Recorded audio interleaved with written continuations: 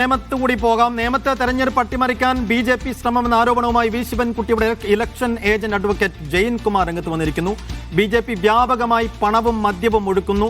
336 litre മദ്യം പിടിച്ചിട്ട് 6 litre മാത്രമാണ് കണക്കിൽ രേഖപ്പെടുത്തിയത്. തെരഞ്ഞെടുപ്പ് കമ്മീഷൻ നീതിപൂർവകമായി ഇടപെടുന്നില്ല. പരശുരാമ ക്ഷേത്രത്തിൽ ബലിയിട്ട് വന്നവരോട് വർഗീയത പറയുകയാണെന്നും ജയൻ കുമാർ ആരോപിച്ചു. ഈ തെരഞ്ഞെടുപ്പ് അട്ടിമറിക്കുന്നതിന് വേണ്ടി ബി.ജെ.പിയുടെ നേതൃത്വത്തിൽ വ്യാപകമായി മദ്യവും പണവും ഒഴുക്കുന്ന സാഹചര്യമാണ് നിലവിലുള്ളത്. ഇന്നലെ തന്നെ ആറ്റുകാലിലെ മേടമുക്കിലെ ബി.ജെ.പിയുടെ ഓഫീസിൽ നിന്നും 336 ലിറ്റർ മദ്യമാണ് എക്സൈസ് സംഘം പിടിച്ചെടുത്തത്. അത് പിന്നീട് മനസ്സിലാക്കുന്നത് അവർ 6 ലിറ്റർ മാത്രമുണ്ട് എന്ന് പറഞ്ഞ് കേസെടുത്തു എന്നാണ്. എക്സൈസിൻ്റെ ജോയിൻറ്റ് കമ്മീഷണർ ഇക്കാര്യം സംസാരിച്ചപ്പോൾ അദ്ദേഹം അത് അംഗീകരിച്ചിട്ടുമുണ്ട്. വ്യാപകമായ രീതിയിൽ പണവും മദ്യവും ഉപയോഗിച്ച് ഈ തെരഞ്ഞെടുപ്പിനെ അട്ടിമറിക്കുന്നതിന് വേണ്ടി ബി.ജെ.പി. സ്ഥാനാർത്ഥിയും ബി.ജെ.പിയുടെ സംവിധാനവും ഇടപെടുകയാണ്.